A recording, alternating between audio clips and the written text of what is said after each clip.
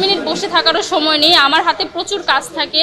জি, যদি একটু বলতেন আপনি এমন কি কাজ করেন যে কারণে আপনি এত ব্যস্ত যে আমাদের 5 মিনিটের সময় নেই। দুই একটা ইন্টারভিউতে যে বিদিক বিদিক কথা কওয়া স্যার আমরা তো কোনো আমের কাম দেখি না। একটু যদি বলেন তাহলে আমরা একটু উপকৃত হইতাম, বুঝছেন? তো আমাকে যদি পার্সোনালি ডাকে যে আপু আপনার আপনার আধা ঘন্টা লাগবে, 1 ঘন্টা লাগবে, আপনার ওহো হো, আপনাকে পার্সোনালি ডাকে মানে আধা ঘন্টা বা 1 ঘন্টার লেগে, এই যে আপনার অনেক ব্যস্ত থাকার কারণ, তাই না? এখন আমরা বুঝলাম। মনে হয় টাকা পয়সা ছাড়া আজকালকের যুগে মা বাবার ভালোবাসাও পাওয়া যায় না। এরম ঘটনা আম্মের ফ্যামিলিতে হয়তো বা ঘটছে, আম্মের মা বাবা আম্মের ভালোবাসে টাকা পয়সার লেগে, কিন্তু আমাকে ফ্যামিলিতে এরম ঘটনা ঘটে না। আমাকে মা বাবা আমাকে এমনি নিঃস্বার্থভাবে ভালোবাসে, টাকা পয়সার লেগে ভালোবাসে না, বুঝছেন? যে আমার মেকআপ খরচ যেটা থাকে, কারণ ইন্টারভিউ দিলে তার মেকআপ ছাড়া যেতে পারবো না।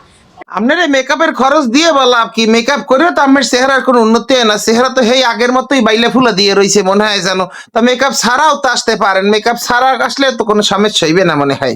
ইন্টারভিউর জন্য কেনাকাটা করে দেন হচ্ছে আমি পোশাক পরি, ওই পোশাক আমি আর দ্বিতীয়বার পরি না।